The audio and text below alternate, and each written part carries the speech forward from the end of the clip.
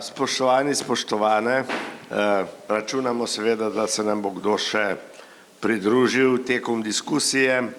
Začenjamo panel Vpliv vojne na družbene ureditve v evropskih državah, The Impact of War on Societal Orders in European Countries.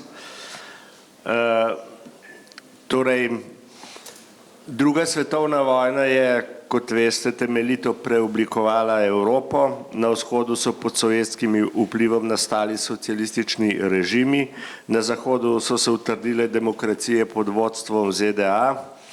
Parlamentarni liberalni red tako imenovanega svobodnega sveta, kot se je imenoval in se skuša imenovati še danes, je bil omejen z interesi kapitala in brezobzirnim bojem obeh polov za prevlado. A ga je hkrati zadrževal strah pred širjenjem socializma. Zato je v razvitih evropskih državah tako imenovani welfare state pokazal posluh za socialna vprašanja in blažil razredne razlike. Odporniška gibanja, okupacije in zunanje intervencije so dodatno oblikovali povojni red.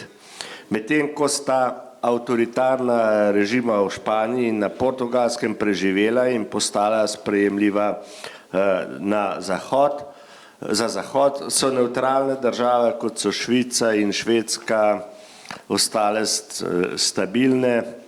Jugoslavija, o kateri bo govoril kolega Jović, pa je obrala neko svojo tretjo pot, titoizem.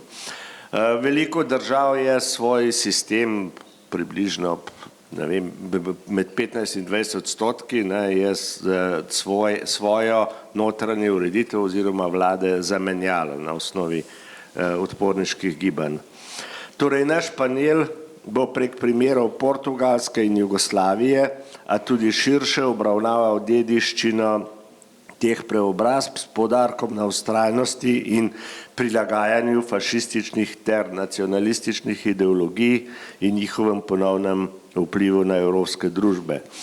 Z menoj so Ana Stanič, António Costa Pinto in Dejan Jović.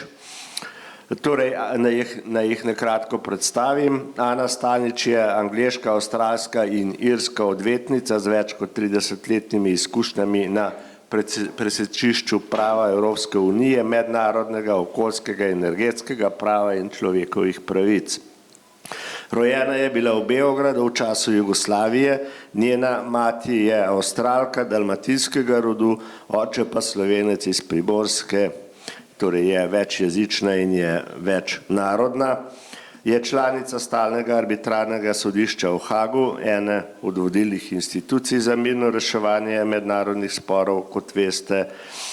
Trenutno je, kar je za nas seveda zanimivo, v italijanskih sodnih postopkih in zastopa skupino italijanskih državljanov, ki izpodbijajo odločitev občine Gorica, ker Mussoliniju ni preklicala leta 1924 podeljenega statusa častnega meščana. Zlasti pa se v zadnjem času, tu nekaj malega tudi sodelujeva, ukvarja z slovensko perspektivo, slovenskim odnosom do vprašanja genocida. To je, kot veste, neposredno povezano z vprašanjem, ali se bo Slovenija pridružila tožbi proti Izraelu zaradi genocida. Naš drugi panelist, António Costa Pinto, je raziskovalni profesor na Inštitutu za družbene vede Univerze v Lizboni, doktoriral je na Evropskem univerzitetnem inštitutu v Firencah, bil je gostujoči profesor na univerzah Stanford in Georgetown ter raziskovalni sodelavec na Princetonu, Berkeleyju in New York University. Njegovi raziskovalni interesi obsegajo fašizem, avtoritarizem, procese demokratizacije, vprašanje pravičnosti v tranzicijskih obdobjih ter politiko spominjanja. Med njegovimi novejšimi deli so The Oxford Handbook of Portuguese Politics, Looking for an Authoritarian Third Way in the Era of Fascism in Building Dictatorships and Under Axis Rule. Dejana Jovića pri nas seveda dobro poznamo, je iz sosedne Hrvaške, je redni profesor mednarodnih odnosov na fakulteti za politične vede, politične znanosti Univerze v Zagrebu. Doktoriral je na London School of Economics and Political Science, bil je Jean Monnet Fellow na European University Institute v Firencah. Njegova raziskovalna področja obsegajo razpad nekdanje Jugoslavije, zunanjo politiko in teorije mednarodnih odnosov v jugovzhodnji Evropi. Med njegovimi deli so knjige Jugoslavija, A State That Withered Away, War and Myth, The Politics of Identity in Contemporary Croatia, Introduction to Jugoslavia in zadnja, ki je sam še nisem uspel pregledati oziroma prebrati, ima naslov Resistance of Intellectuals oziroma odpor intelektualaca. No, to sem pravkar dobil v dar. Torej, začnemo sedaj z Ano Stanič. Ana, prosim, izvoli. Jaz sem govorila kar v angleščini. Temo, ko mi je... Jaz sem govorila kar v slovenščini. I'm going to speak in English rather than Slovene. The topic that Božo gave me is quite a broad one. Really, it's to sketch out the entire period from the rule-based international system that emerged after World War II and all the way to where we are today. And so I will divide the presentation into 4 parts. The first part will describe the rule-based model as it was set up after World War II. Then the second part will be about how close we got to nuclear war at the height of the Cold War, and yet how significant steps to strengthen the international order were made at the time. The third part will talk about the unipolar world that followed the fall of the Berlin Wall, which did not lead to the blossoming of multilateralism, as was hoped. And then finally, the crossroads that we find ourselves today will be the fourth part. And I will talk about the transition from the unipolar world to the multipolar world that we are in today, and what this means for the new international legal order as I envisage, or I hope that it will look like. So the League of Nations after World War I was the first tentative attempt to establish an international legal order and to develop some sort of a human rights system. By way of example, we have the Minority Committee that was established to hear complaints of minorities, and we have a Mandates Commission that was put in place to deal with individual petitions from persons living in the mandate territories. However, these attempts, as we all know, proved completely unsuccessful and came to an abrupt end with the Second World War erupting. Now, human rights are the cornerstone of the post-war order, which was established in response to the atrocities of World War II, notably the Holocaust of the Jews, the communists, the Roma, the disabled, and other undesirables. This new order was defined by the creation of the United Nations as the bulwark against war in 1945, the adoption of the Universal Declaration of Human Rights at the same time, and the Convention on the Prevention of and Punishment of the Crime of Genocide in 1948, and then the Refugee Convention in 1951. Due to time constraints, I'm not able to discuss in detail the terms of these conventions. However, for the purposes of the later discussions, I would like to emphasize that the Genocide Convention criminalizes genocide under international law, obliges states parties to it to take steps to prevent it and punishment. Complicity in genocide is a standalone crime pursuant to Article 3, and it involves knowingly or intentionally facilitating, assisting, or aiding those committing genocide by, for example, selling arms or providing intelligence. Failing to prevent genocide is, in and of itself, a breach of Article 1 of the Convention. I will return to the importance of this convention at the end of my speech. At the same time as the UN was set up, so were the Bretton Woods institutions, the IMF and the World Bank. These institutions were designed to manage the post-World War II international economic order, while the UN was created to foster international cooperation and prevent future conflicts. GATT, the General Agreement on Tariffs and Trade, a multilateral treaty which was signed at the time by half of the nations in 1947, was to promote trade and reduce trade barriers. The intention had been to set up an international institution for trade, the ITO, but since the USA and some other states did not ratify the treaty, the GATT over time became a de facto organization. So the post-Second World War period saw a large number of treaties adopted, covering a wide array of subjects, 8 of them on human rights, each comprising a treaty monitoring body, and all under the auspices of the United Nations. At the same time, treaties were being adopted at the regional level, enabling rules to be implemented at different speeds, as well as in ways that better reflected regional characteristics and interests. Thus, a rule-based international system emerged, a vision of multilateralism based on law. This vision of multilateralism sought to balance sovereignty and non-interference on the one hand, and individual rights on the other hand. What was established was an international governance architecture of constitutional dimensions. On many issues, this structure was more aspirational than achievement.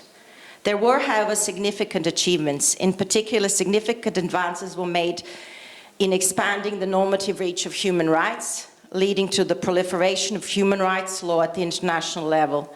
Despite the Human Rights Commission not consisting of independent state experts, but of 54 governmental representatives elected by the Council, including from some of the worst human rights violators, the Commission managed to draft and achieve the near-universal acceptance of 3 major international human rights instruments: the Universal Declaration of Human Rights, and in 1966, the International Covenant on Civil and Political Rights and the Convention on Economic, Social and Cultural Rights.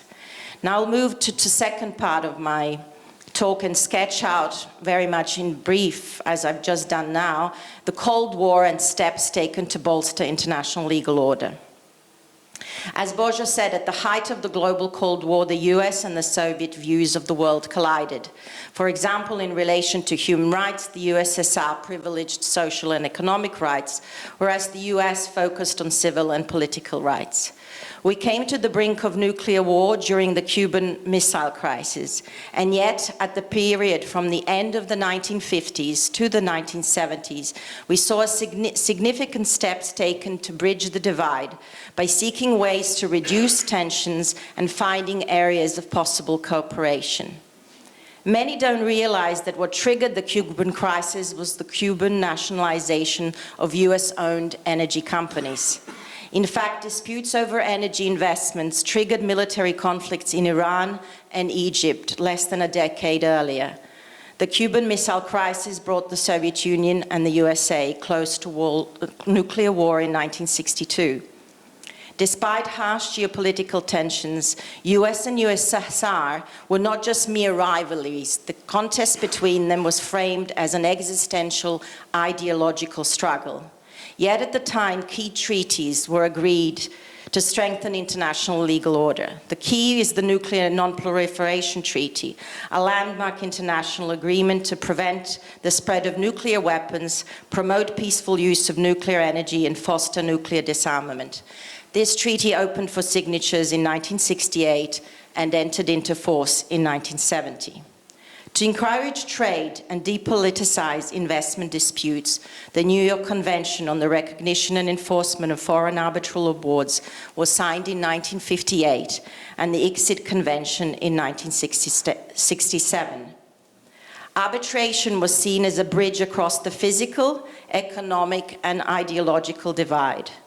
At a time when neither side of the ideological divide trusted the other's courts, arbitration was an international, neutral mechanism for resolving cross-border commercial disputes, a mechanism to depoliticize disputes which had triggered wars in the past.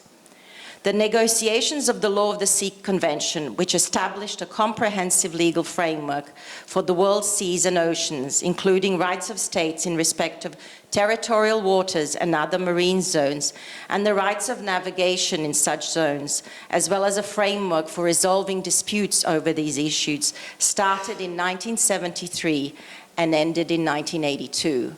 And even though the USA is actually not a signatory to this treaty, this is very much an indicative of the fact that at the time it was possible for such treaties to be negotiated without agreement of one of the big powers, and for the provisions in that treaty to over time become reflective of customary international law.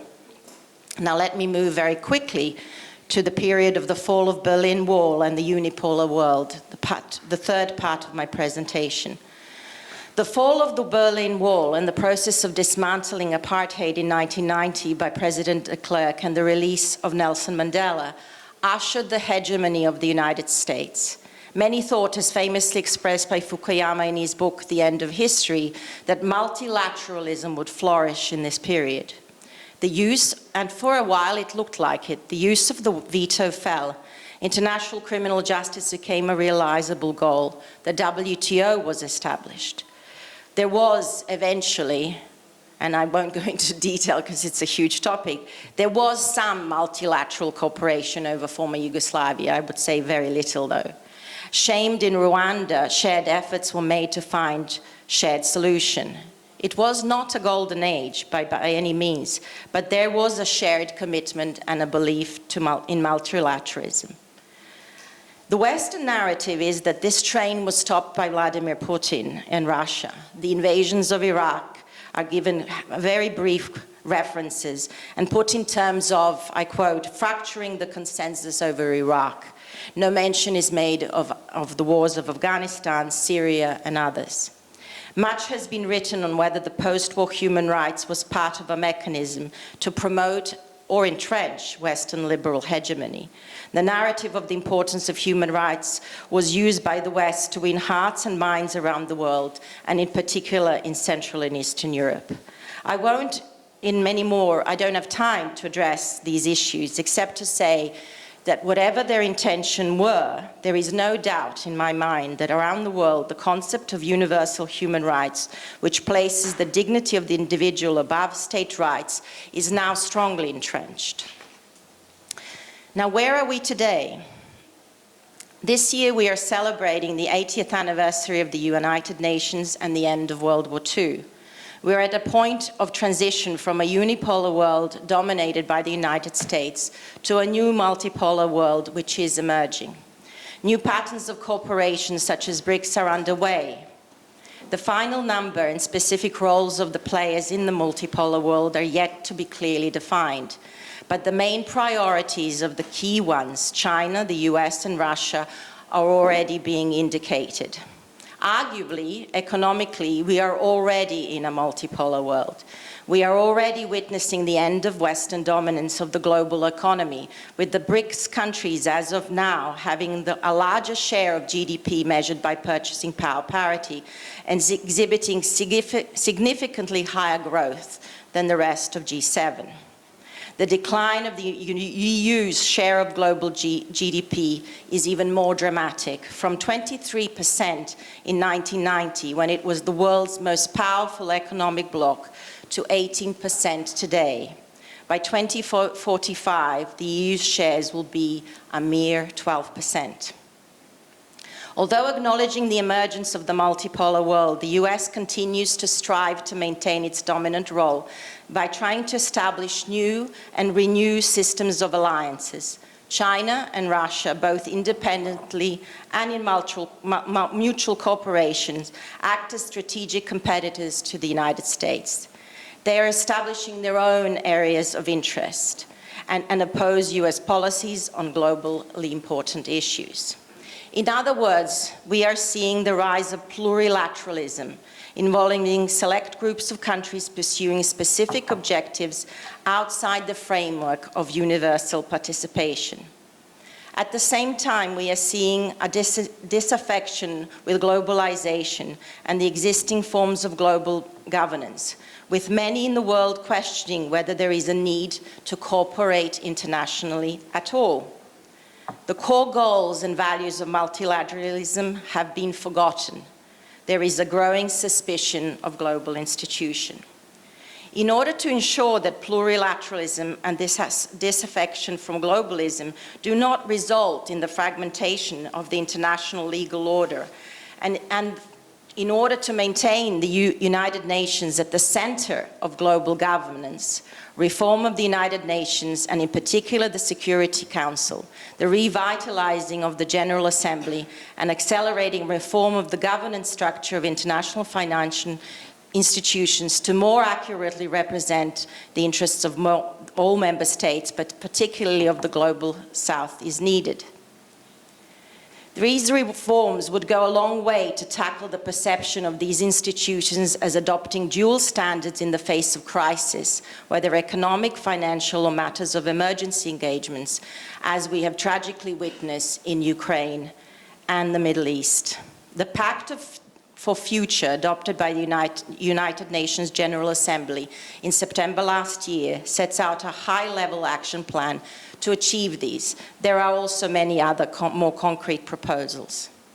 We are in a dangerous period of transition from one system to another, a time when the situation could get out of control and lead to war of widest proportions.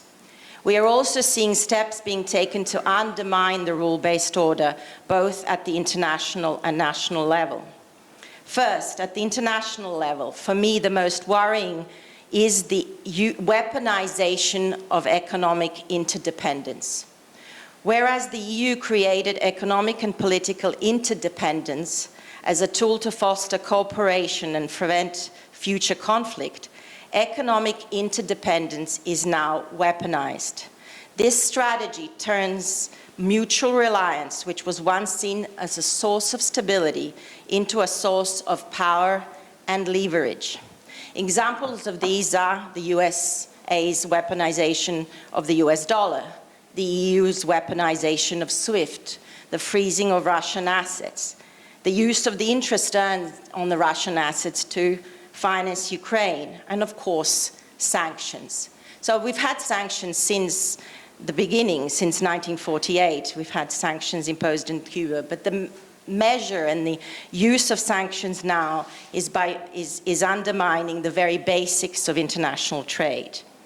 Not only does weaponization of economic interdependence make all of us poorer as we end up living in a zero-sum world, it also destroys the very tools for creating trust.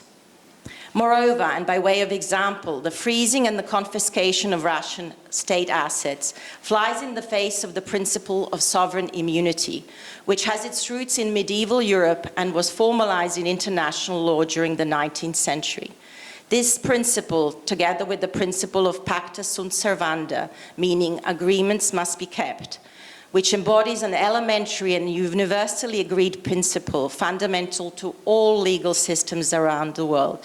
These two principles are probably the most important and most fundamental and most widely accepted principles that present the basics of the international legal order as we know it. Why? Because they promote stability. They do so by ensuring treaties are followed, pacta sunt servanda, while upholding the independence and sovereignty of states, sovereign immunity. We are also seeing the undermining of global institutions, particularly by the United States. By way of example, in 2017, during his first term, Trump blocked the new appointments of the WTO appellate mechanism, the key body that resolves trade disputes between states. This policy was continued under Biden, citing concerns about its ruling, judicial overreach, and impact on US sovereignty. By December 2019, the body was effectively shut down and as it no longer has any quorum to hear appeals, making the WTO a toothless organization. And also the US left the Human Rights Council twice, both in 2018 and earlier this year. and is disengaging from United Nations organizations. It's cut its contribution this year to the UN, and now the UN faces budget cuts and a 20% cut in the workforce starting next year. But US disengagement from other treaties started even earlier. Back in 2001, George Bush gave Russia notice of the United States' unilateral withdrawal from the anti-ballistic missile treaties. The new Strategic Arms Reduction Treaty expires in February 2026. Unless it's replaced by another treaty, it will be the first time in over 50 years that there will no longer be any legally binding limits on the US and Russian nuclear arsenals. The rule of law is also being undermined at the national level. Questions are being raised about the impartiality of domestic courts, even in countries with a long rule of law traditions like the United States. According to the 2024-5 Rule of Law Index, which evaluates 143 countries and jurisdictions around the world, the recession of the global rule of law is accelerating. In 2025, for the 8th year in a row, the rule of law has declined in most countries around the world. Political dissent is repressed, political language is policed, and even traditionally liberal societies are increasingly militarized against their own citizens. And here I will simply speak about the United Kingdom, the country that I'm currently the resident of. The report from The Guardian from 2024 may come as a surprise to you. It found that British police arrest environmental protesters at nearly 3 times the global average, making Great Britain the country as a world leader in the legal crackdown on climate activism. Only Australia, my other country of nationality, arrested more climate and environmental protesters than the UK police. In March 2025, the Court of Appeal in the United Kingdom heard an appeal against the draconian sentences of 4.5 years of imprisonment imposed on 16 climate activists jailed for civil disobedience. Their main conspiracy was the fact that they took part in a Zoom where they discussed plans to scale the M25, the highway. The original sentences were decreased, but the original sentences were more than twice the national average for all offences in England and Wales, in line with robbery and the maximum sentences for aggravated assault. Britain is also considering withdrawing the European Convention on Human Rights. Now, just so that I don't batter only the United Kingdom, let me just say that the EU took a draconian position already in 2014 when the Court of Justice of the European Union prevented the European Union, despite an express provision in the Lisbon Treaty, Article 6, from signing up to the European Convention on Human Rights, arguing that this violates the principle of supremacy of European law. This has meant that we have no institution in the outside the European Union itself which holds to scrutiny in the same way the European institutions for breaches of human rights as it does for EU member states. Now, April last year, saw the US trigger tariff wars in breach of the non-discrimination rules of the WTO. With the WTO mechanism, as I mentioned, in tatters, there is now no international legal body that can review its actions. Now, these challenges to the international legal order mean that the world is at all levels, individual, local, regional, national, and global, more uncertain. This leads to mistrusts, and the tensions are rising. With reports that the Pentagon has cleared giving Ukraine a long-range Tomahawk missile circulating in the press this week, we find ourselves again at the precipice of a war between the US and Russia, which would embroil Europe for sure. Russia's testing of the Borshniks and the Poseidon nuclear submarine, and Trump's announcing the resumption of nuclear testing in this context may ironically reduce the chances of direct conflict, but may trigger a new nuclear arms race. These are just some of the challenges facing us. I would however like to suggest that what is breaking the world order and the international legal order is the genocide we are witnessing in Gaza and the failure of the world to act. Why? Because genocide is viewed as a profound moral wrong due to its intent to eradicate a group of people based on their nationality, race, ethnicity, or religion. It violates the fundamental value of human life. The Never Again vow became a legal obligation in the Genocide Convention, as I discussed earlier in my presentation. The hollowness of the Never Again was reported by my mother as a journalist when she, together with Roy Gutman from Newsdays, broke the story on the concentration camps around Prijedor in Omarska in July 1992. The camps in Karatem, Ternopolje, and Omarska were created in late May 1992. In those camps, it is estimated that over 30,000 people were starved, beaten, and forced to beat one another, and imprisoned women were raped. There was no willingness then to stop genocide on the part of the international community. Many of the mass graves were discovered only decades later, and some still are being found today. The failures of the world to stop the genocide in Bosnia are well documented. So are they when it comes to Gaza. Well documented is also the complicity of many Western liberal democracies.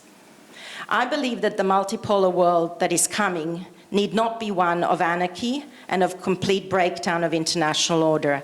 I believe that a win-win can be the basis for personal and interstate relations, and that we can rebuild, to borrow the terminology of Keith Lowe from the opening presentation, an international legal order based on common interest and international law and institutions. So it'll be neither of the models that he talked about, the Western or the Bolshevik model.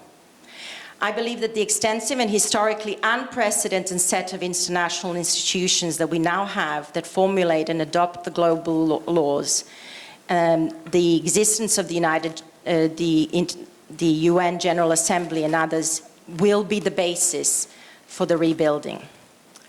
The fact that the South Africans dared bring a claim in the International Court of Justice against Israel, accusing it of genocide in Gaza, and Nicaragua that has sought to bring a claim against Germany for complicity in Gaza, are evidence of the strength of the order.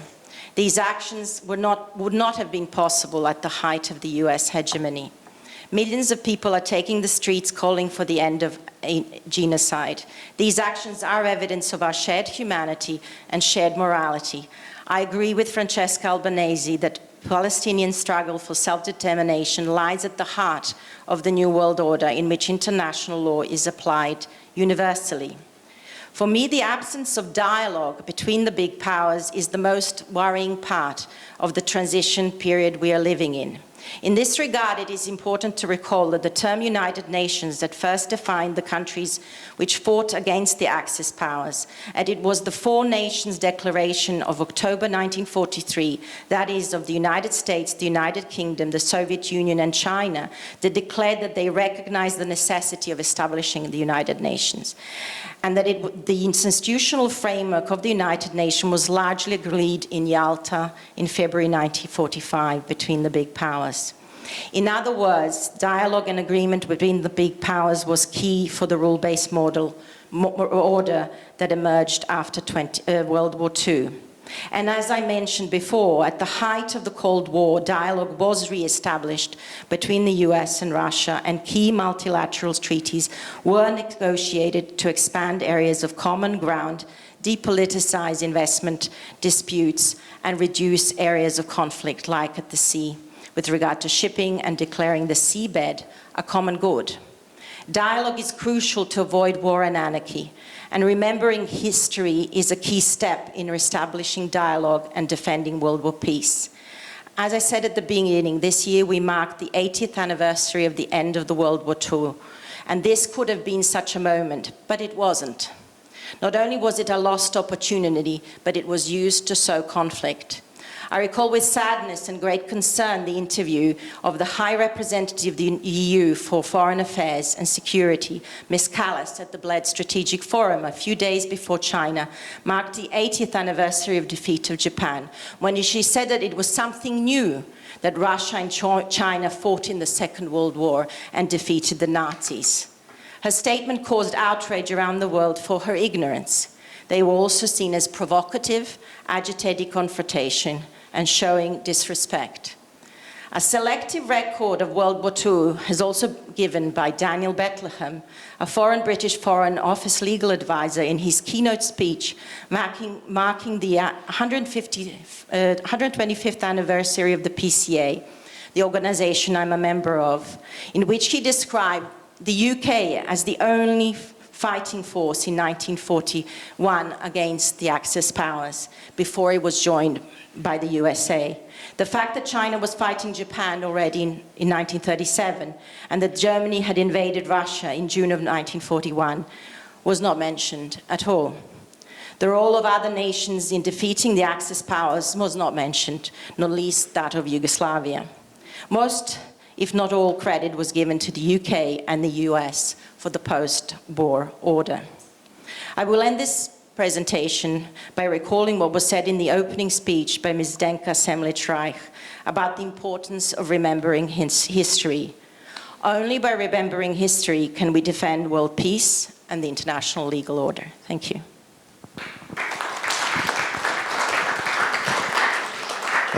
Hvala lepa, Ana, za ta res sintetični, tudi žalostni prikaz. Lahko rečemo, se bomo k tej svetovni situaciji še vrnili.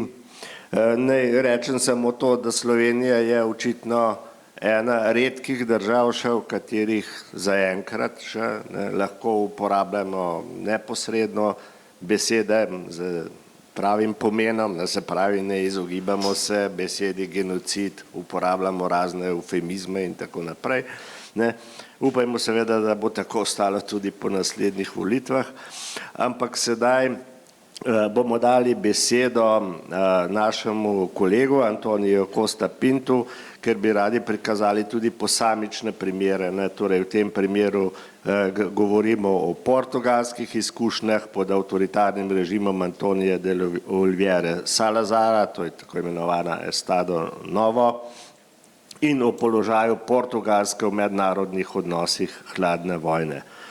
Portugalska je za nas zanimiva iz mnogih razlogov, lahko iščemo neke vzporednice, smo seveda tudi zelo drugačni, ker nimamo kolonialne izkušnje, vsaj ne z tiste strani, ki jo ima Portugalska, ampak je pa seveda vprašanje soočanja z neko avtoritarno ali še huje, kakšno fašistično preteklostjo lahko zanimiva. Torej, António, prosim. Well, good morning. First of all, thanks very much for the invitation to participate in this conference and to introduce, well, in the sort of pessimistic mode, the Iberian Peninsula in the 20th century, especially during the Cold War, and how basically what I want to explain is why and how these right-wing dictatorships that were born in the fascist era survived quite well the Second World War and were integrated in the new Cold War international arena.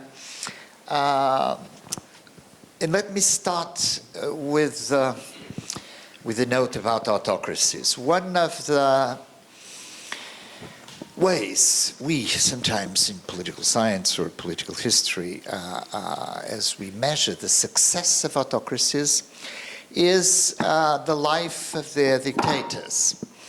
And both in Portugal and Spain, we can say that both dictators, Salazar and Franco, did succeed and survive quite well because they died in power. And that was one of the measures of success of a consolidated autocracy. Their dictators died quietly in power without major problems. And that was the case in Portugal in 1970. That was the case in Spain in 1975. So let me start. I'm going to be very brief. Now, Portugal, there is nothing special about Portuguese transitions towards authoritarianism in the beginning of the era of fascism. We tend to look at Italian fascism and, of course, National Socialism as the main, because they were, the main laboratories of the era of fascism. And there was, as a matter of fact, Italian fascism was probably the main political regime with a strong capacity of diffusion of their political institutions in the interwar period. But let's not forget that the majority of of the dictatorships who follow the institutions sometimes of Italian fascism, not of German National Socialism. To finish with German National Socialism, there is no export capacity of National Socialism in terms of political institutions. National Socialism was central, of course, in the interwar period and during the Second World War, but there is no regime imitating the institutions of National Socialism. Italian fascism, yes. So Portugal belongs, I'm going to be very brief, to the early processes of transition towards authoritarianism. As Poland with Pilsudski, as the Baltic countries with, I will not mention the three dictators of the Baltic countries, as for instance Dollfuss in Austria, as Primo de Rivera in Spain. Military dictatorships that turn into new authoritarian, very conservative authoritarian political regimes that are going to, in a way, to take some of the institutions of Italian fascism. There is, of course, a major difference between Portugal and Spain. Spain, as everybody knows, is the product of a civil war. Spanish authoritarianism is the product of a civil war. It's the product, very ironically, of a military coup that fails. It's a military coup that fails, a very conservative military coup. And of course, during the civil war, fascism is going to play a very important role because of the civil war. The Falange is a party with 1.6% in the last democratic elections of democratic Spain. It's a very minor political party, but it's going to play a major role because it's co-opted by the conservative militaries to build a new type of regime, etc., etc., etc. So let's forget for the moment Spain. Spain is a typical example in a way that we could, that we use sometimes the word of clerical fascism because of a radicalization of Catholic politics in the context of civil war. In a way, not exactly very different from, for instance, Slovakia with Monsignor Tiso during the Second World War, etc. But that's not the case of Salazar. Why do I mention Salazar? I mention Salazar not just because of Portugal, but because the majority of authoritarian regimes that are going to, in a way, to import some of the institutions of Italian fascism, they are conservative by nature. They are not the product of a fascist takeover of power, but an authoritarian conservative coalition. It happens in Portugal as it happens in Brazil, as it happens in many other Latin American countries, as it happened in many Eastern European authoritarian systems, but bad luck, they were geostrategically located in Eastern Europe, so the war was coming, and that's what didn't happen in the Iberian Peninsula. So we have the typical single party that is built from above. We have a constitution that in theory blends liberal principles of representation with corporatist, very much Catholic-oriented type of organic representation. We have militias inspired by Italian fascism, but that are controlled by the state, and mainly, as a matter of fact, controlled even by the Catholic Church, who Christianized this kind of fascist institutions, etc. So Salazar is a typical strong dictator, and he is, in fact, an university professor who comes from a very conservative Catholic background. And that explains a lot in terms of the nature of the Portuguese political system during the so-called era of fascism. He has a very conservative political elite. 60% of the political elite of Salazar are built by full professors of Coimbra and Lisbon universities. There is a clear agreement between the state and the Catholic Church that offers the regime the main ideological elements of political socialization, a very rational type of political repression, a very selective type of political repression. We don't have random mass repression in Portugal, but a very selective type of political repression. And during the Second World War, that's very interesting, I cannot develop the topic, Portugal represents a sort of a third authoritarian way as a diffusion model. It's the model that many conservative Catholics, especially in the Vatican, suggest. It's Spain. It's more complicated because it's a radical process of regime institutionalization with a huge repression even after the Second World War. Salazar represents this third way that is very much appreciated by conservative political Catholicism. Dollfuss could have been another example, but unfortunately for Dollfuss, the Anschluss came, that was it. It's very interesting, I'm not going to develop this, because during the Second World War, there is a wonderful research on this. During the Second World War, for instance, the Nazi authorities in occupied Europe were worried with this. For instance, in Slovakia, there is a wonderful report of the German embassy and other institutions in Nazi Germany saying, well, we don't want this Catholic corporatism to emerge. The same in the Netherlands, etc., etc., etc. So Salazar was a bit this. And of course, in international relations, a neutral country. Why? There are several reasons for that. One, of course, was that Portugal was, in a way, since the early modern period, a country, a very homogeneous nation state with an empire under the patronage of the UK as world power since the late 19th century till the Second World War. So it was a neutral country who gave a lot of concessions to the Allies, especially in the very end of the war, thanks to, an archipelago in the middle of the Atlantic called the Azores that suddenly becomes important for the US when the US comes in support of the UK and of the Allies during the Second World War. And this military base in the Azores that is going to play an important role during the Cold War, it's going to be the best asset of the Salazar dictatorship during the Cold War.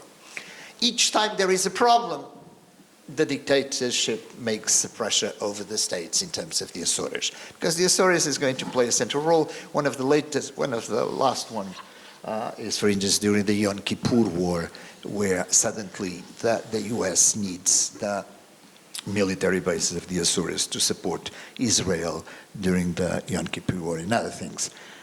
Okay, so in 1945, here we have, first of all, a right-wing dictatorship that survives quite well. Contrary to Spain, that was an official member of the Axis, Portugal is a neutral country. Second, Portugal in a way, negotiate the Azores with the United States. Portugal is a founding member of NATO. It's not the only dictatorship, because Turkey is there and is not exactly a democratic regime, typically post-Second World War democratic regime. So Portugal is a found member of NATO. He is, a member of the United Nations in the 1950s. All over the late 50s and 60s, is very well integrated in the international organizations associated with Europe. It's not a founding member of the European Economic Community, not exactly because it is a dictatorship, that's important, but above all because of the colonial problem. Because the main preoccupation of Portugal after the Second World War is the colonial empire. It's basically the colonial empire. It's Angola, it's Mozambique in economic terms. And then the symbolic parts of the empire, Guinea-Bissau, São Tomé, Cape Verde, East Timor, that are, in some cases just legacy of past imperial experiences of Portugal. So since the late 50s till the early 60s, the main preoccupation is, of course, decolonization. And there is, I cannot develop the topic, there is a very interesting relation between authoritarian political regimes and imperial dynamics. And in the case of Portugal, it's very interesting because during the 1960s, Portugal, as Spain, as a matter of fact, takes part, as a matter of fact, it is an important part, of the European economic boom of Western Europe. And Portugal is a part of this. Economic growth is very, very significant, both in Portugal and Spain. Portugal becomes an EFTA member because of the UK. You might remember that EFTA is in a way a reaction of the UK and some northern allies of the UK to the European process of European unification, and Portugal is an EFTA member and uses EFTA very well in terms of economic development. Salazar dies in 1970 and is replaced by his successor, Caetano. The important point here is, as a matter of fact, colonial war. There was nothing special in terms of Iberian authoritarianism, in terms of its capacity to survive well during the Cold War. There are anti-communist strongholds supported by the US with indifference of some Western democracies. As the US ambassador used to say, each time there was a meeting of the NATO forces and the NATO powers, let's leave it to the Danes. The criticism of the Portuguese colonial wars in Africa, let's leave it to the Danes. We couldn't care less about it. They can resist decolonization. We support them in military terms. Let's leave them there. The colonial war, curiously, is probably the only point, let's say, in terms of not bilateral relations, of course, between Yugoslavia and the Eastern Socialist Bloc.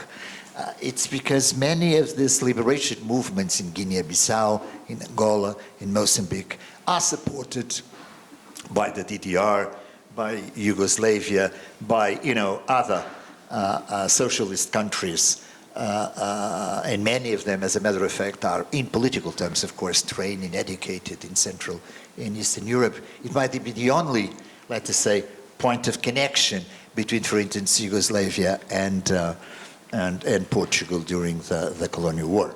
So, very briefly, first, Portugal, as a matter of fact, as Spain, has what we could call the virtuous, several virtuous cycles of geostrategic location. We are, on the other side of southern Western Europe, very far away from the Second World War. There was a reasonably peaceful integration in the Western Bloc during the Cold War. Of course, things were much more difficult for Franco in the early 50s, because Franco was in fact a member of the Axis, was in a way a fascist power in 1941-42. So changes within the structure of the Franco regime were more important than in Portugal. Because the Franco regime was in a way forced to change their political elite from a fascist component to a more technocratic Catholic component in the 1950s. That was not the case of Portugal. There was no big changes in the political elite. A second point I would like to make, that it's important when you look at authoritarian regimes after the so-called third wave of democratization, contemporary authoritarian regimes. And as you probably know, there is this concept that now emerges in the press to characterize many authoritarian systems, namely Orban and others, competitive authoritarianism. It's a concept that now everybody's, it was born out of the discipline of political science, and now everybody used it, even in New York Times, etc., to characterize certain types of authoritarian regimes. The Salazar regime is a forerunner of what we could call a sort of a competitive authoritarianism. Why? Because after 1945, it adapts reasonably well. You organize semi-competitive elections. Opposition emerge from time to time to contest and to denounce elections and non-free and non-competitive.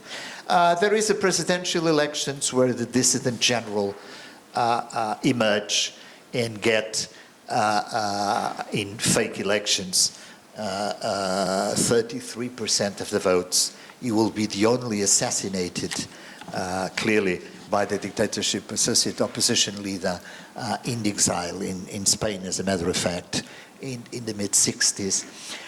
Liberty of press and limited pluralism sometimes increase, sometimes decrease.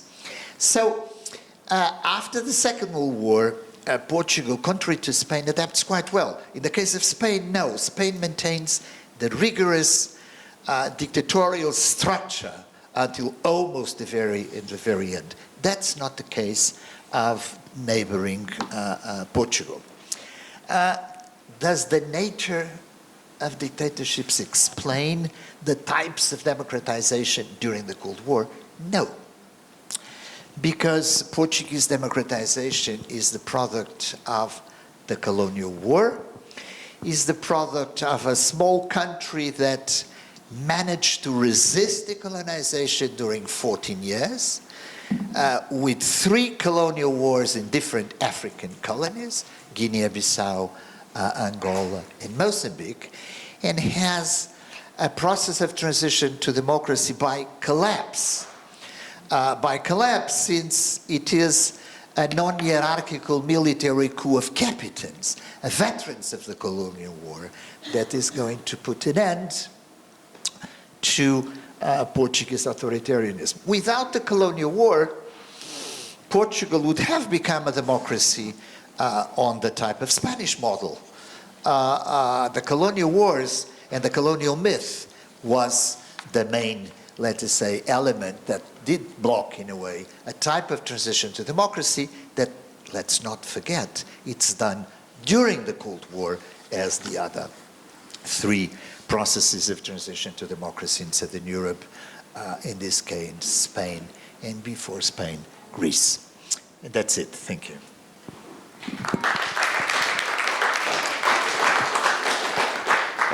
Torej, lepa hvala Antoniju za ta izčrpen komparativni prikaz.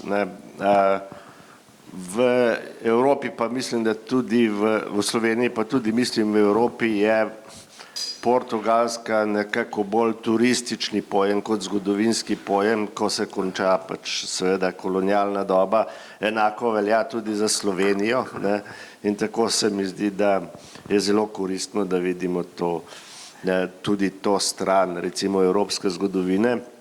Naj mimogrede omenim, da sem imel v mislih še eno državo v današnji diskusiji, to je Švica oziroma Švica in Nemčija skupaj, ampak naša kolegica Aleksa Štiler, ki jo nekateri od vas poznate, je bila lani na Retrofestu, zaradi zdravstvenih razlogov ni mogla priti.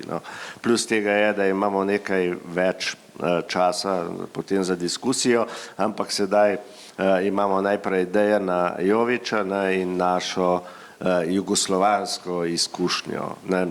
Včeraj je bilo omenjeno, da tukaj ni srbskih kolegov zaradi dogajanja v sami Srbiji v tem trenutku, ampak skozi vse panele, ki jih še imamo, in tudi skozi tega, mislim, da bo naša bivša država, ali kot moderno rečemo regija, dovolj dostojno zastopana. Torej, Dejan, izvoli.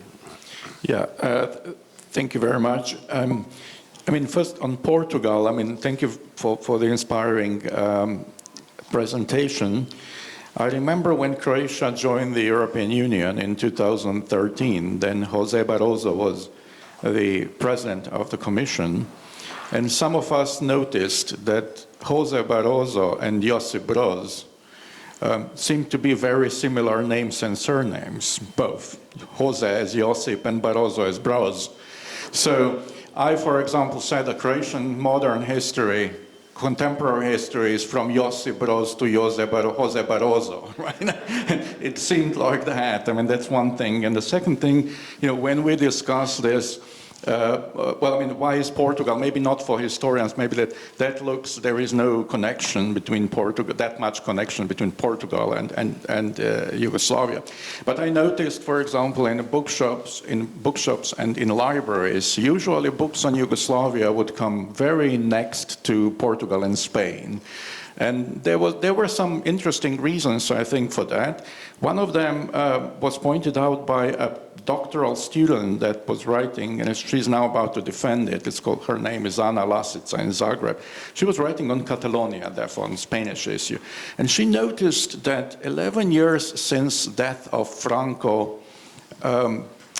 Spain joined the European Union.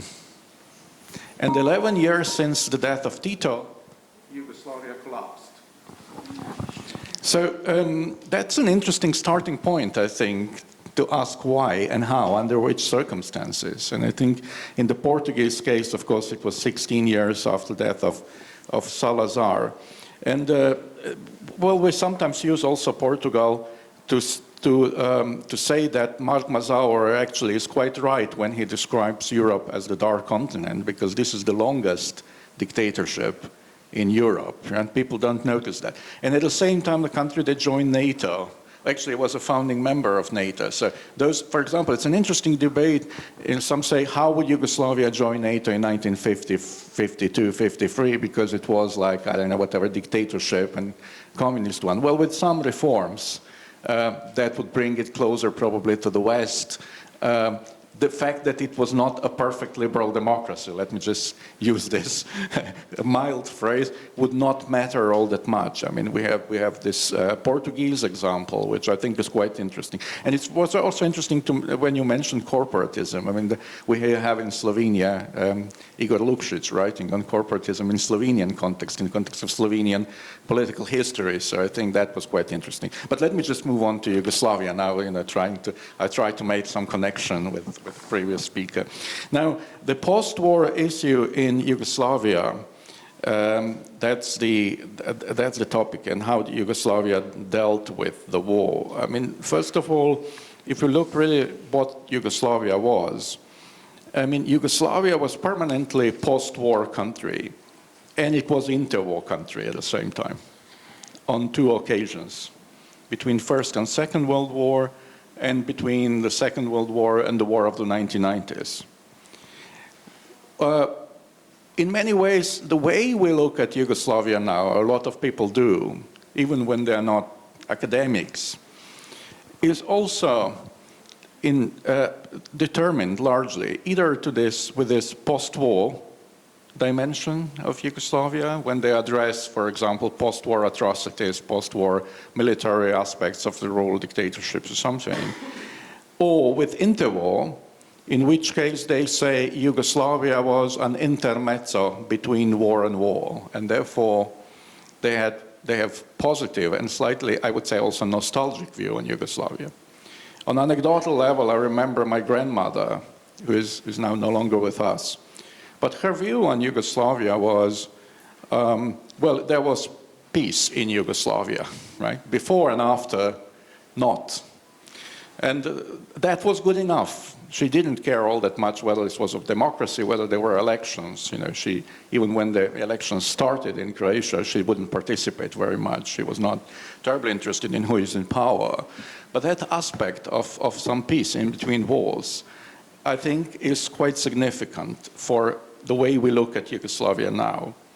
And then the second thing is, I think it was hugely important for the politics of making Yugoslavia and remaking Yugoslavia, therefore 1918 and 1945.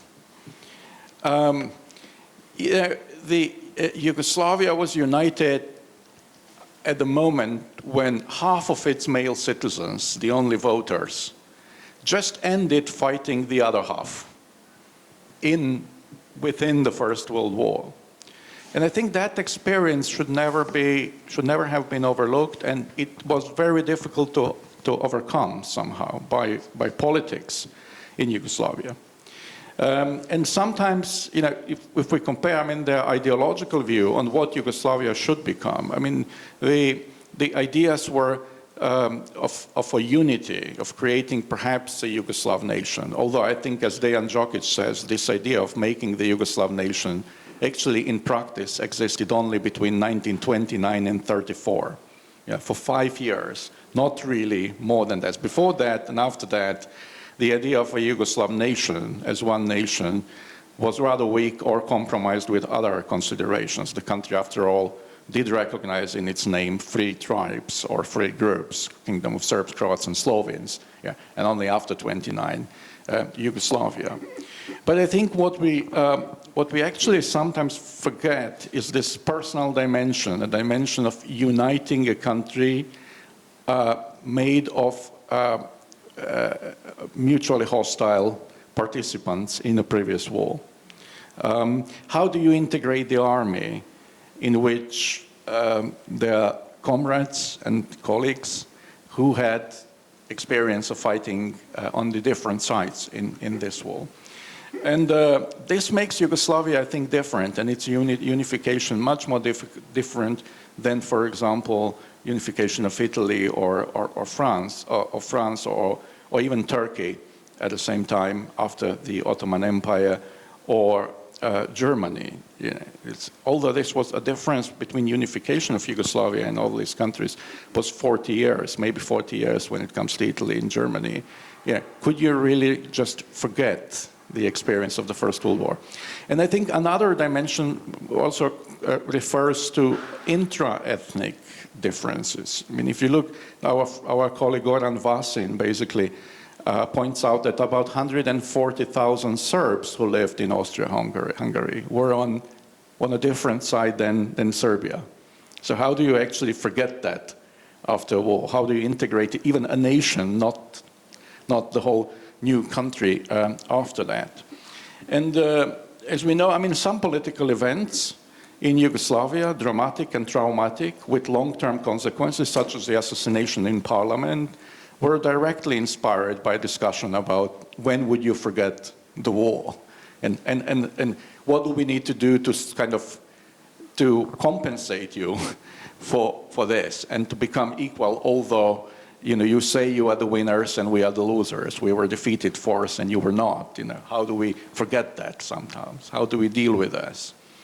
So I think the problem of Yugoslavia, apart from, you know, all these others, economic disparity, economic differences and inequalities, and cultural differences and religious differences, was also about memory, and not memory about some fabricated long past, 1389 Kosovo battle or things like that, but the personal memories of living people just immediately prior to unification in 1918.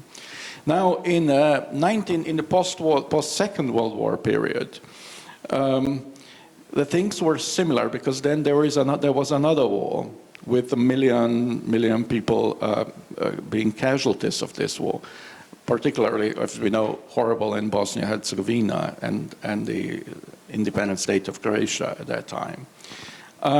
There we had a slightly different situation, because the winning army was multi-ethnic, and therefore it could create political security and society environment, this Yugoslav environment from itself. So therefore, to expand this multi-ethnicity, which was not perfect, to be perfectly honest, it was not equal participation or proportional participation of all nations and nationalities, but nevertheless it was the multi-ethnic force, and therefore the core for new Yugoslavia. But could the army do that? I mean, should the army do that? Should the army actually create its own state? And this relationship between the army and the state, as you know, re-emerged with the end of Yugoslavia, with Veljko Kadijević says it's the army without a state. Right? And should the army now save the state somehow? And can it do it? And is it still multi-ethnic, or has it already been very much fragmented? So it looks like a coalition of officers of different ethnic groups. What happened with the Yugoslav army in this third war in the 1990s is an enormously interesting also case for study. And Ozren Žunec, for example, wrote about Croatian officers in the Yugoslav army, which 40% of which remained in the Yugoslav army after independence of Croatia, which is quite an interesting case. But basically what we saw is fragmentation of the army, and then the best comrades and friends becoming the best enemies, leading the new national armies after that.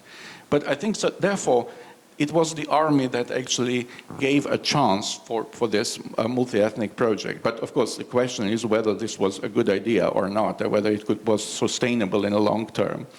Relationship, the immediate memory of the Second World War, I think also deserves further research, at least from today's politics of memory and culture of memory studies. You know, we didn't call this after, I mean, nobody called it in the socialist Yugoslavia the politics of memory. I mean, this term is, I think it's relatively new, you know, and much used now.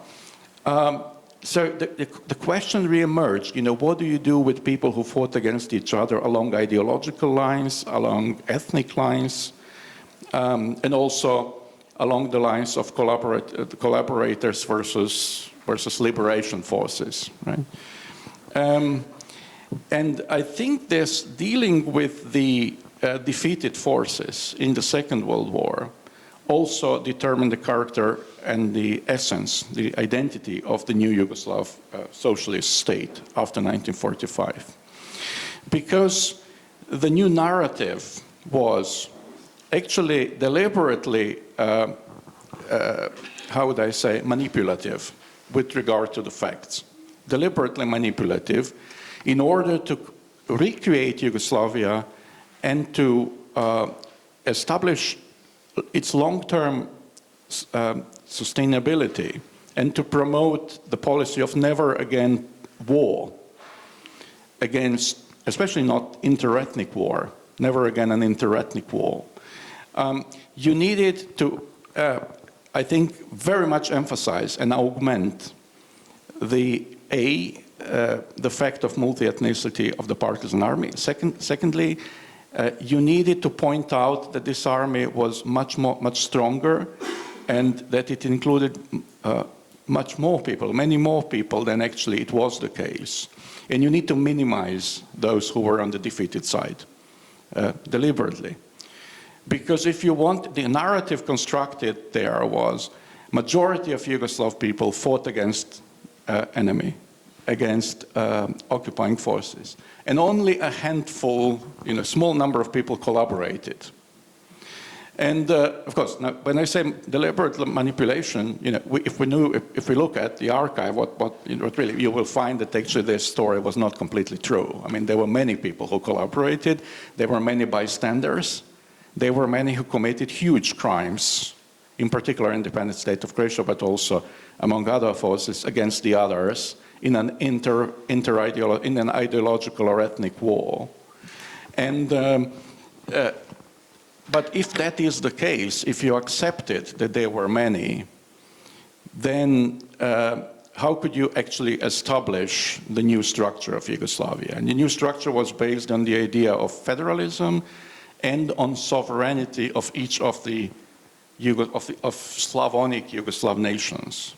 So how would you justify? And the justification for this was the people of Slovenia and of Croatia and of Serbia and of Macedonia and the others, they actually, in the National Liberation War, they secured the victory which they are now turning into declaring these republics nation states, fully sovereign nation states. Constitution of 1946 directly says Republic of Croatia is a nation state of Croatian nation, and of the Serbs and of the others who live in Croatia. And so is the same for everybody else. So basically, the Yugoslav Communist Federation was based on the idea of granting full sovereignty to each of its 5, then 6 people, and some degree of autonomy to some ethnic groups, those that were Albanians and Hungarians that were understood as non-threatening because of the communist character of Hungary and Albania, unlike Italians and Germans. Yeah? So basically, to justify this new degree of power for nations, you needed to show that actually majority fought on the right side. And many people did. I mean, I'm not saying, certainly, but this idea of only a handful of the enemies was part of the discourse. Now, I think this is one of the reasons for mass atrocities immediately after the Second World War against the collaborative forces. Yeah, something that now plays a very big role. Yeah, Bleiburg, for example, and mass atrocities without trials everywhere else. You really needed to show that this was the case. Now, the narrative on the war was also more complex than today's, I think, black and white discussion about forgetting and remembering. You know that we have this like post the Spanish case of let's move on and forget and not investigate, and so-called German case, not perfect either of these two, with facing the past. I think this narrative of the communist Yugoslavia about previous wars was moderately forgetting and moderately remembering, right? Both. It was based on the notion of victimhood and victory, which is a powerful glue for national identity. It gives you the moral credibility. You don't challenge the victim, and you don't challenge the winner in the war. But I think they didn't exaggerate. I think they didn't allow to base the whole identity of New Yugoslavia on the Second World War, and not even on the idea that the core of the Yugoslav identity is victimhood, and neither victory in the Second World War. This is a mistake, a very dangerous mistake that some post-war countries are doing. That actually they create a national identity based only on the war, whether as victors or even more often as victims. So we now have like race in victimhood throughout Europe and beyond, in which actually the victimhood aspect of our history becomes the main aspect of the new identity.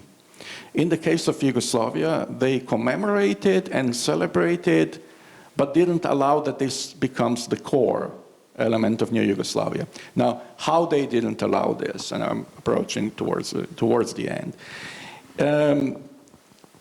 I think Lea David's book, The Past Can't Heal Us, is very helpful in this respect. Lea David actually analyzes the post-Yugoslav war cases of the 1990s and compares it with Israel and how they deal with trauma of the Holocaust.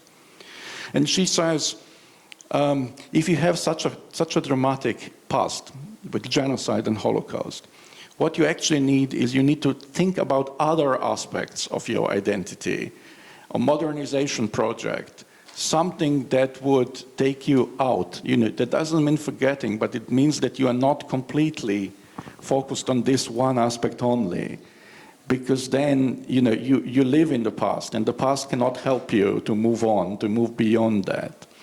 She says everyone remembers their death, the people who have passed away, but if you live in a cemetery, that is a problem. You need to move on somehow into something else.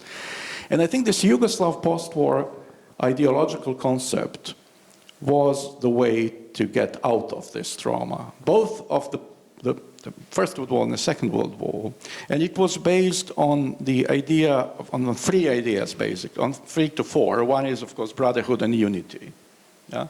In which this past is interpreted as, we were always on one side, and foreign occupiers, whether empires or foreign occupiers in the Second World War, were on the other side, and there were some collaborators, right? Both with empires and with the others. But we were on the good side of history, and should remain like that now when we are fully sovereign in our republics, and united in Yugoslavia. So that is the idea of brotherhood and unity. The second idea, of course, is self-management, which was linked with modernization.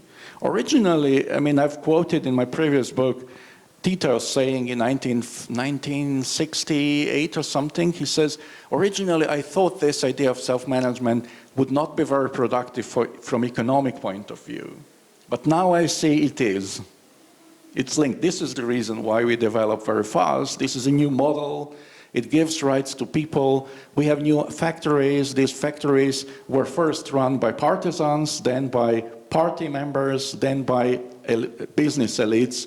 That were a new generation of business elites emerged from the factories. Sasha Vezagic's PhD in European University Institute deals with this transformation of Yugoslav business elite from partisans to party members to originally emerged businessmen from within these companies, right?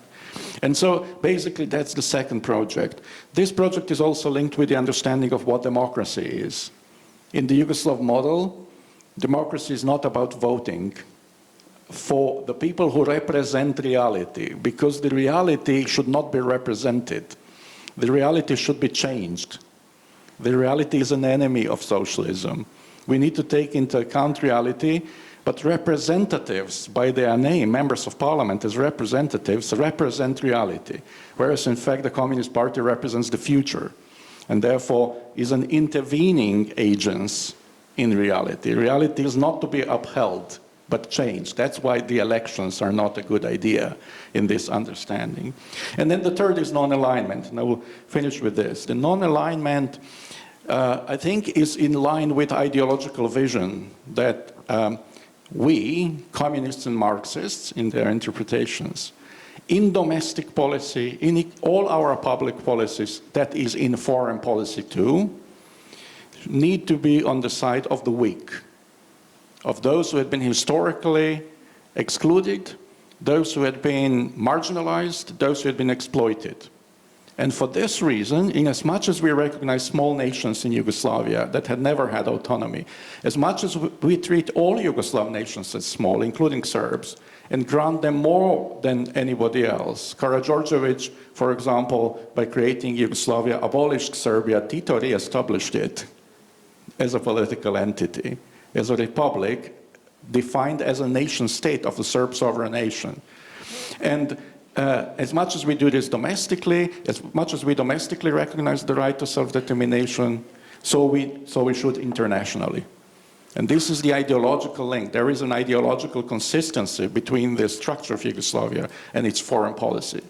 Therefore, we should not be on the side of the powerful, of the Soviet Union or United States, but on the side of the weak. However, all these ideological elements it doesn't mean that they've overlooked reality, I think. And there was a very strong aspect of reality, such as peaceful coexistence and so on and so forth.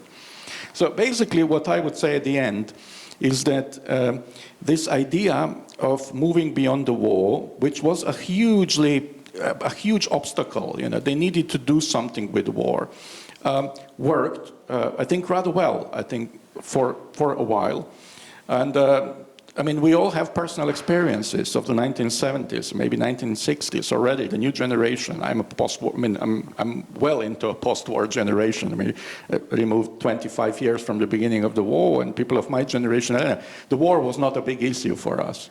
I mean, I don't know what's your experience, but for people of my generation who went to primary school in the 70s and early 80s, the war was not relevant. Although we have, including myself, in my own family, people who were on different sides in that war. Yeah, my two grandfathers were on different sides in that war. One was killed as partisan, the other one was surviving home guard, Croatian home guard. They were also different ethnic groups. But I think it was a successful model of dealing with this past until the next war happened.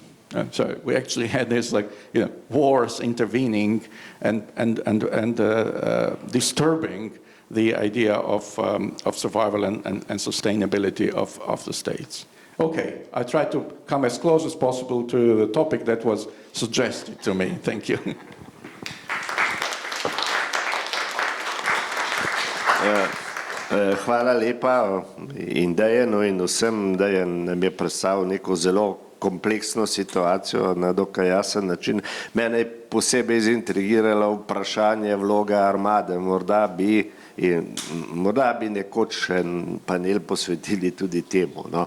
Ampak imamo sedaj ravno še dovolj časa za eno rundo vprašanj in komentarjev in potem seveda tudi za vaša vprašanja, kakšnih recimo 15 minut. Ne.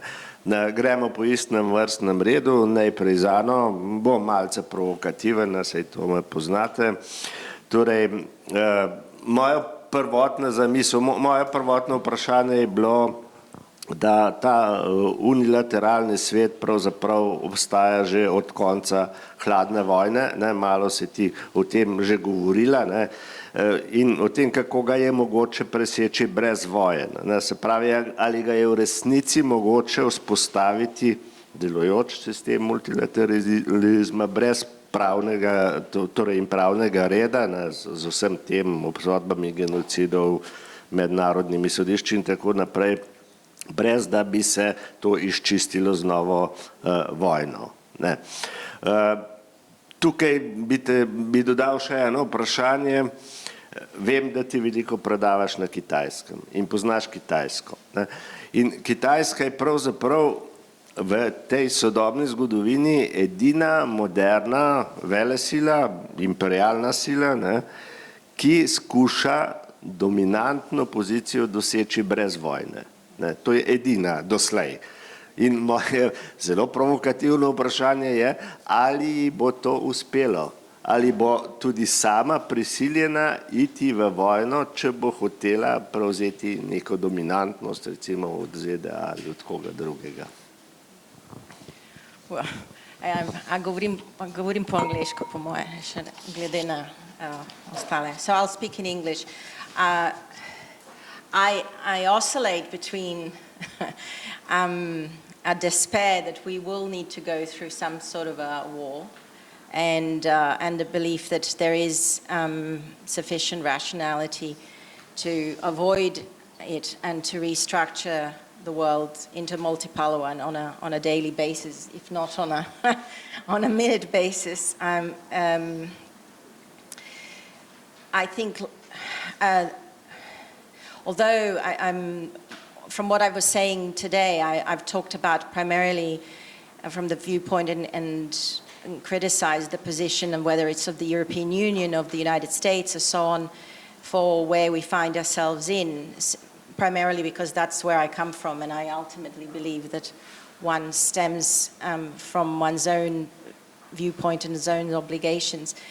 And so the challenge is one made to the unipolar world, and although, as I said, the United States and particularly the Trump administration has accepted the fact that we are moving to a multipolar world, I think this now fight for regions of domination is huge source of conflict.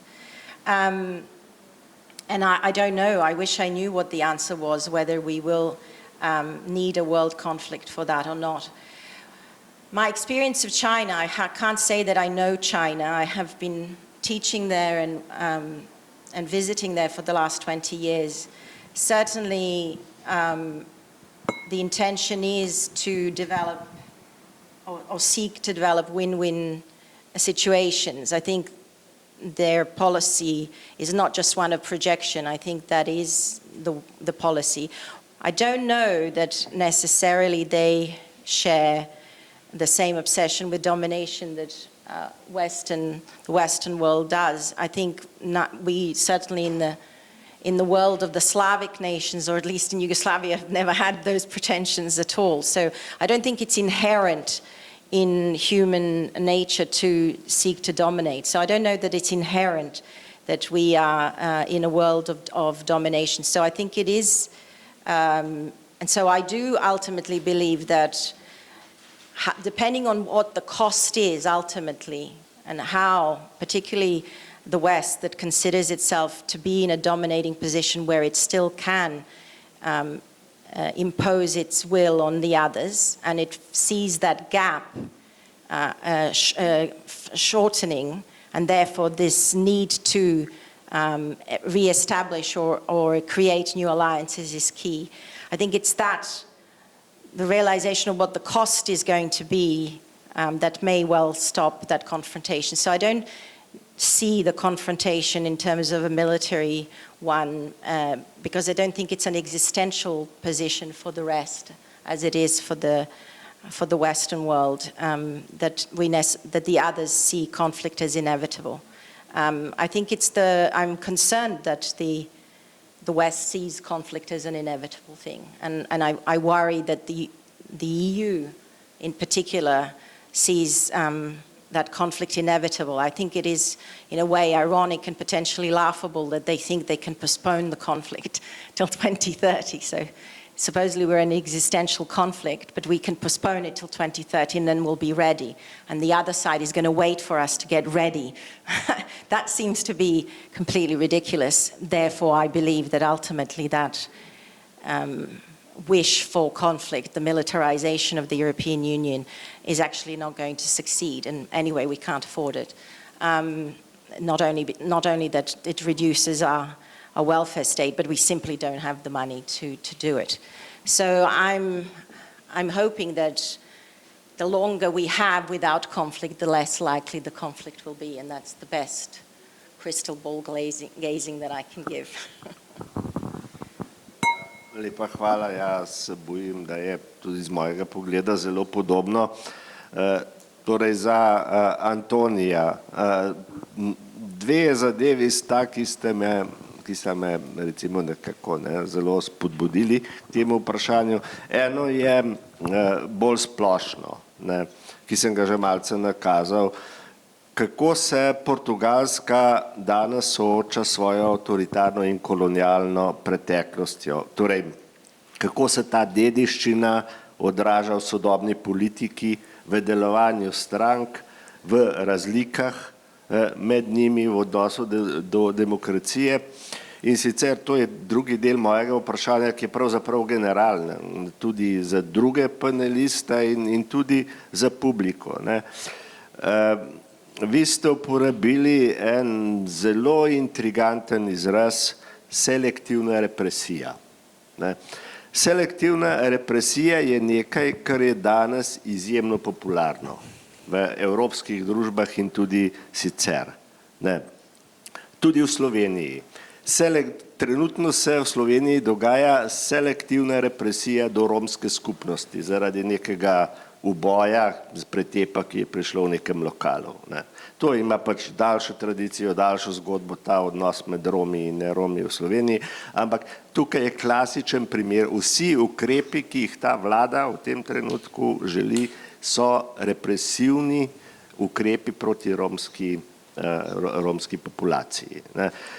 Podobno je bilo v času prejšnje Janševe vlade, v času covida, ko je bila selektivna represija usmerjena proti določenim skupinam, ki so seveda nasprotovale vladi. Selektivna represija se tako ali drugače, konec koncev lahko tudi, bi rekel, nenasilno, z referendumi, s močjo katoliške cerkve in tako naprej uporablja proti manjšinam. Torej, zdi se mi, da je za sodobne družbe morda ta generalna represija še vedno nesprejemljiva ali težko sprejemljiva, ampak selektivna represija je pa nekaj, kar pravzaprav bi lahko vzeli kot nek model, s katerim lahko živimo. Okay, thanks very much. Well, first of all, in terms of politics of the past, I think Portugal is a clear example of how politics of the past, tell us a lot about the present, not exactly about the past. Now, why do I mention this?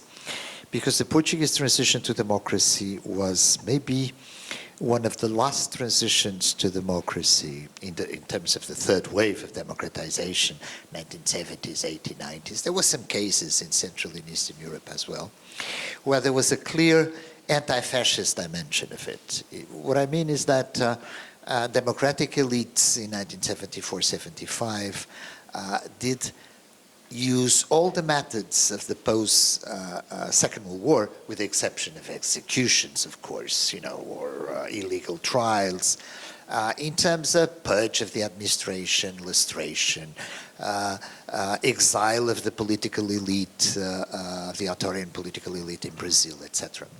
So during the first 20 years of Portuguese democracy, in terms of politics of the past, there was a clear anti-authoritarian official speech, and also an anti-authoritarian political culture, in the sense that the Portuguese had a negative position towards the Salazar and the authoritarian past, etc.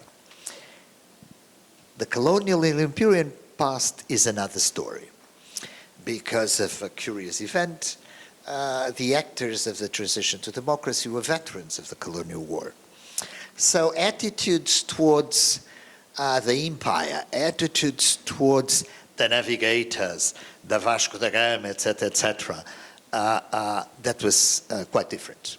But also because, and I'm going to be very brief, one of the curious legacies of late authoritarianism in Portugal was what we call the Lusotropicalism mentality. The idea that Portuguese colonialism was not very racist, that Portugal had a special vocation, to integrate all communities and ethnic cultural groups within the empire, etc., etc., etc.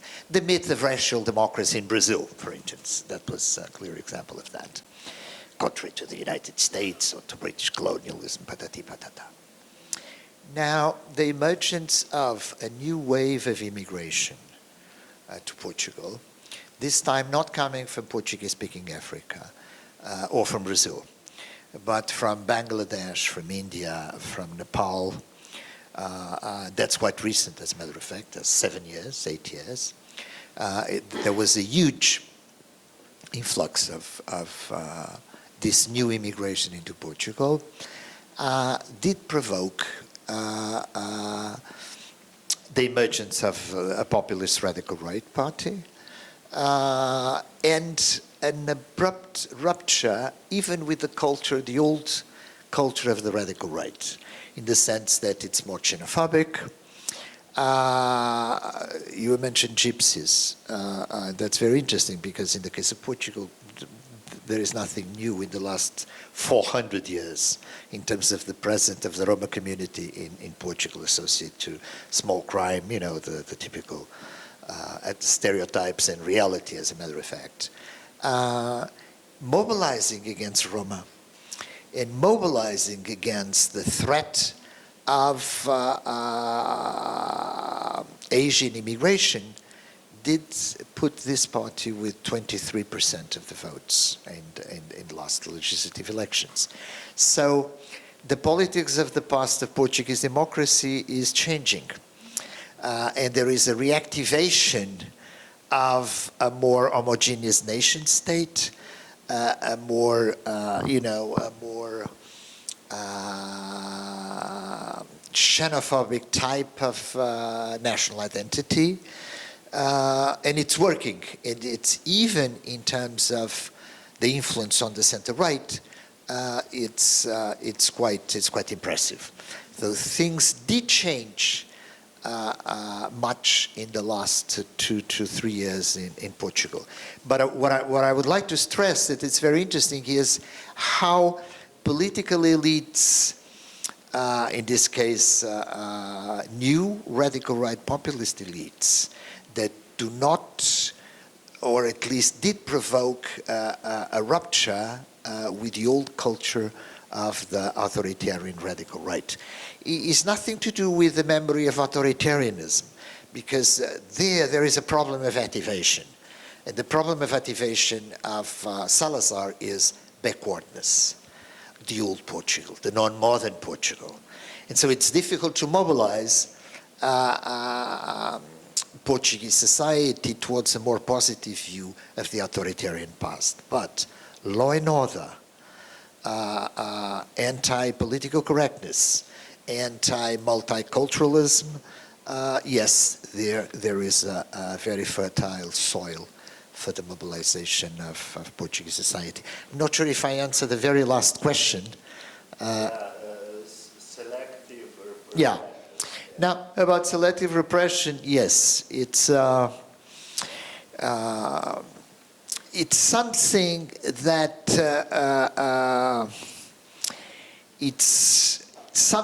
that is, in a way, in continuity from post-democracy, post-democratic Portugal, and pre-democratic Portugal, in the sense that the state, when there was a lot of research done on Southern European types of transition to democracy and crisis, for instance, in Portugal used to be compared with Greece, also a very homogeneous nation state, etc. But there is a huge difference between Portugal and Greece. And the difference is the state apparatus, the capacity of the state to be, first of all, a very efficient, even fiscal machine, but also a very important selective repressive machine. Very less, not very much dominated by political clientelism. That was one of the legacies of Salazar, a very strong, autonomous state, led by, of course, nowadays a democratic political elite. So there is this political culture of selective repression, efficient repression, and not exactly a very ideological, let's say, even during the authoritarian regime.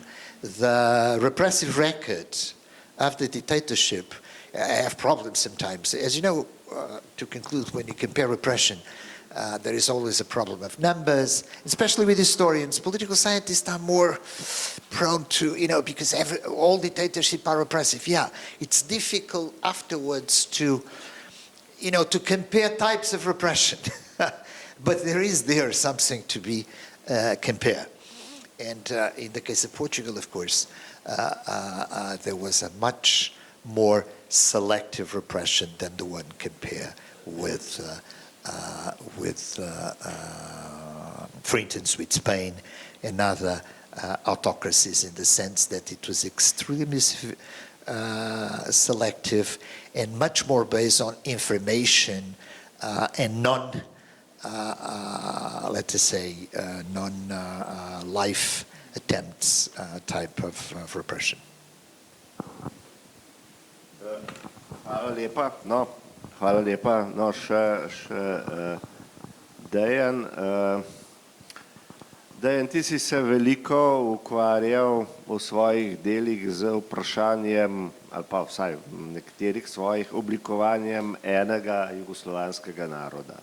To je torej vprašanje, ki je sicer, s katerim se je ukvarjalo mnogo ljudi, temeljno vprašanje je, zakaj seveda ni prišlo do enega jugoslovanskega naroda, in teorije so različne, od naš kolega Božidar Repe, ki je zato obtožil Pašiča in njegovo politiko v 20 letih,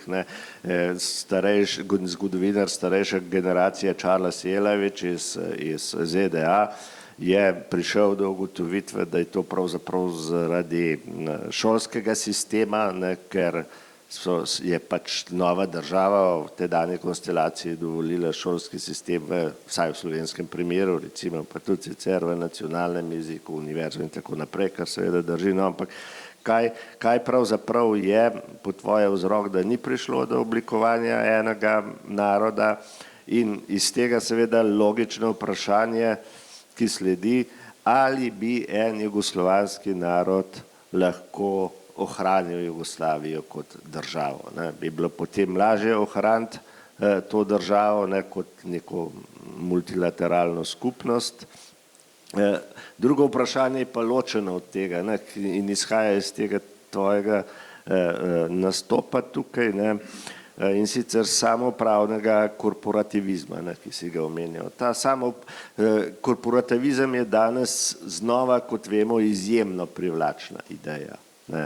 V večini držav, tudi ugledni ekonomisti in drugi pišejo o tem, da je pravzaprav ta zahodni model vsaj v ekonomskem smislu odpovedal, da je slab, da tu so tukaj uspešnejši režimi, ki imajo avtokratske prvine ali so avtokratske kot Kitajska in tako naprej. Ne.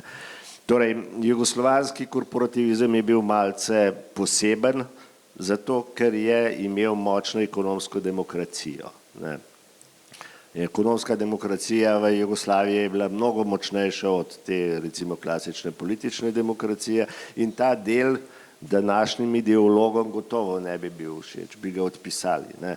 Ampak drugi del jugoslovanskega korporativizma, ne, pa domnevam, da bi danes zelo dobro lahko uspeval recimo v sodobni Evropi, če bi Jugoslavija obstala.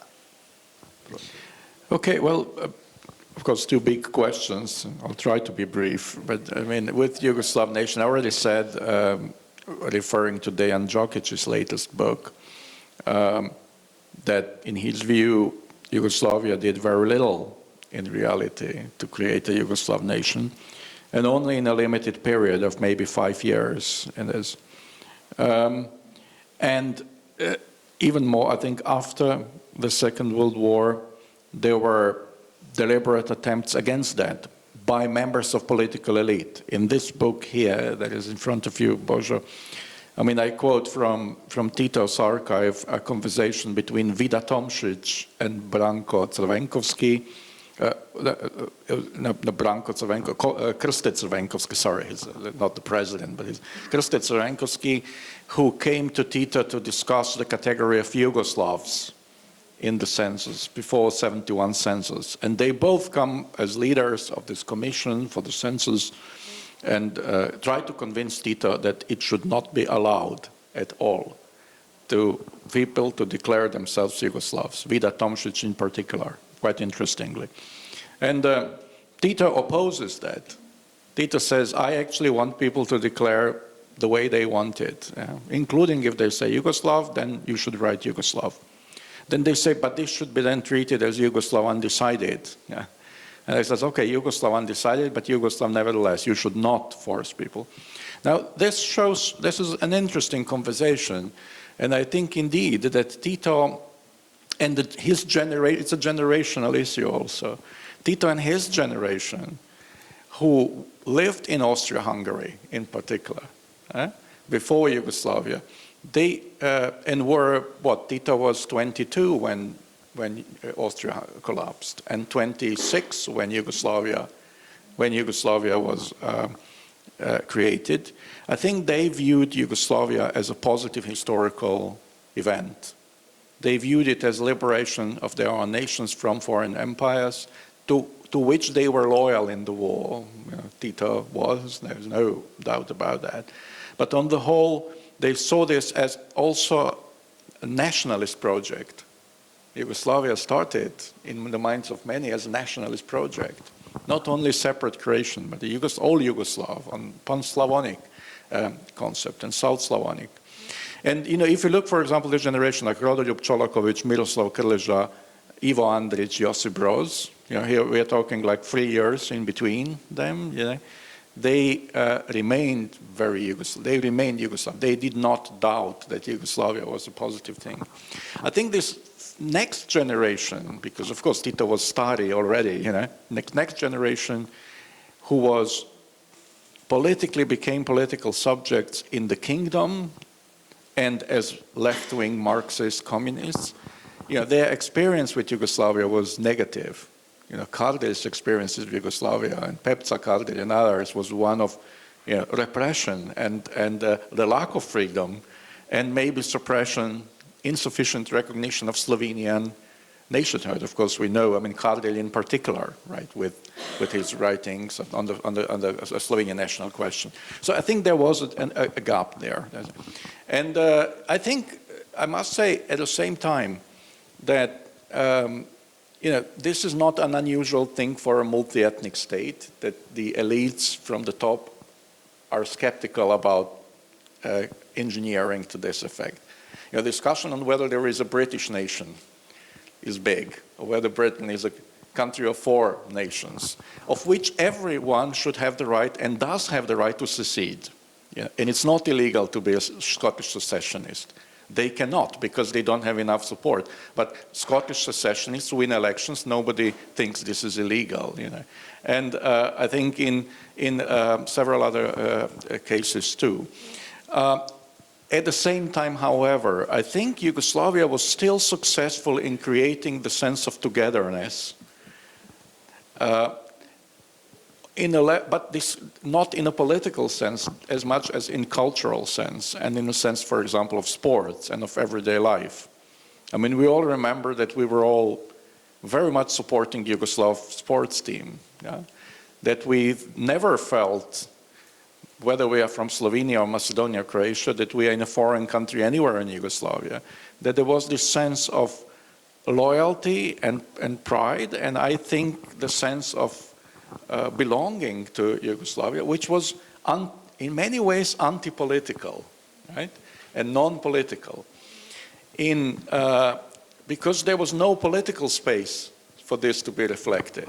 In order to create, okay, Yugoslav ethnos, I explained, difficult, impossible, but what about Yugoslav demos, jugoslovanski narod u smislu ljudstva, yeah, in Slovenska? For that, you needed to have elections.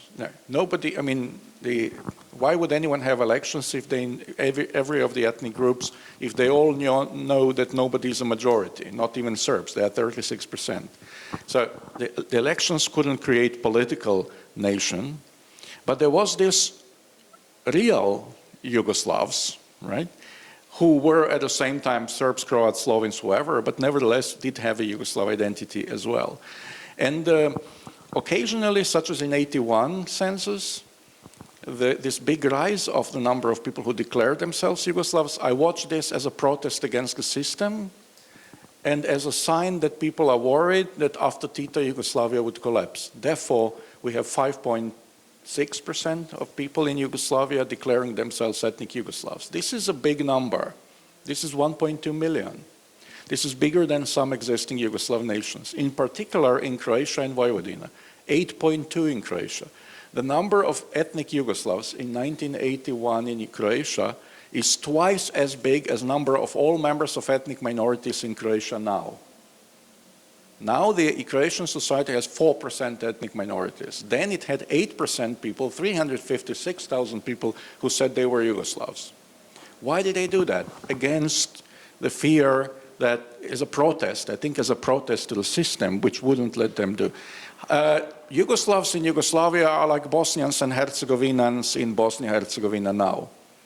Free ethnic groups don't want them, they lead campaigns against them, they think they undermine the whole system, which is based on ethnic principles, and they have no institutional support, actually. No member of Yugoslav presidency ever was ethnic Yugoslav, because there was no institutional possibility. Who would send an ethnic Yugoslav to a presidency, right? They would send Slovenes, Croats, and others, you know, because that's the point of this. And in the in the presidency of Bosnia as well, who would send the other, right? I mean, so I think these were the elements. Nevertheless, I think there was evidence that actually Yugoslavia was popular among its population. Among other things, in the Second World War, there was a very strong, as we know, pro-Yugoslav resistance movement. Some would say there were more than one, but I mean, this one would have not been impossible had people not really wanted Yugoslavia. I mean, partisans were in favor of re-establishing Yugoslavia. They were a Yugoslav movement. Would that be possible if the idea was unpopular or treated as being artificial or anything like that? And also, towards the end of Yugoslavia, yeah, there were people who in particular, I think, in the cultural sphere and sports sphere and the others, but not in political sphere, which was close to them, who actually expressed their Yugoslav sentiments. What happened, for example, in Sarajevo is amazing in the 1980s, in terms of film and culture and sports and modernization and at the same time commitment to the idea of Yugoslavism. And I think the force that was used in the war of the 1990s aimed at destroying this sense of togetherness. And therefore it was focused and concentrated on the symbols of living together, such as Vukovar. Yeah, the destruction of Vukovar, which was a city of 35% Croats, 35% Serbs, 30% Yugoslavs and others, was meant to be the symbolic end of the idea of Yugoslavism in the whole of former Yugoslavia. The second question, The future of corporatism. future of corporatism. I don't know. Really, I mean, Igor Lukšić, as I said earlier, did his PhD. I think that's how I learned the concept at all, and learned that actually Slovenia was really very good in this discussing corporatism a long way ago in the history of political ideas. Well, I mean, self-management is, of course, I mean, today it looks like a completely dead and buried idea, but in contemporary context, we still see people who claim and want to think, at least in the sphere of idea, to have some alternative to the existing system, especially in industrial relationship. And so therefore, retrospectively, there is a growing interest for studying self-management. You know, I've examined, I think, maybe 5, 6 doctoral theses that deal not only with the idea, this is now quite passé and done, I mean, but with concrete firms, including this one that was doing TAM in Maribor and EMT in Rakovica. I think this was it Goran Music, I think in Graz, that did a PhD on that. And then the development of Yugoslav business elite, Saša Vejzagić, then Vladimir Unkovski-Korica with his relationship between trade unions and the party. So it seems this topic is back for the new generation, but in reality I don't think it will be, we will come back to self-management. Hvala lepa. No, mi smo sicer zdaj že točno na koncu vsega, ampak eno vprašanje recimo lahko še pustimo publiki, če niste preveč utrujeni in tako naprej. Ja, naš kolega Robert Knight, our colleague Robert Knight from United Kingdom. Please. Very briefly, first of all,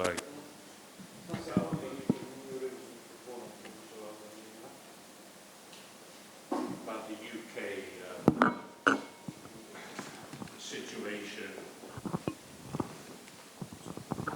or the UK recent judgments against the climate protesters. Yes, I very much agree with what you said there, and of course it's not just limited to the courts, it's driven by the government. As a legal expert, perhaps you could give your view on the European Convention on Human Rights. There's a lot of agitation against that in British politics, and some want to withdraw completely on the Conservative side, reform side. My question is, do you think there is some kind of potential, which seems to be hinted at, of revising it or modifying the implementation, the interpretation of it? In British politics, that comes down to finding ways of stopping the immigration or the crossings over the channel in the small boats, and giving the government the ability to send people back or away without legal blocking or legal intervention. I had another point about the end of history, but I can defer that. Thanks a lot. I think Ana is the first to attend this question. She's living in London. So. I think the issue of the European Convention on Human Rights and the role of the court is quite complex, and I for example, agree entirely with Lord Sumption to mention the former head of the Supreme Court of England, who says that there are very good reasons for the United Kingdom to leave the European Convention of Human Rights. It's not the ones that the politicians are saying, and that is that actually the European Convention of Human Rights and the court, in my view, is actually a toothless tiger, and a lot of the things that the UK right-wing politics concentrate on migration are not the issues that I see problematic with the court.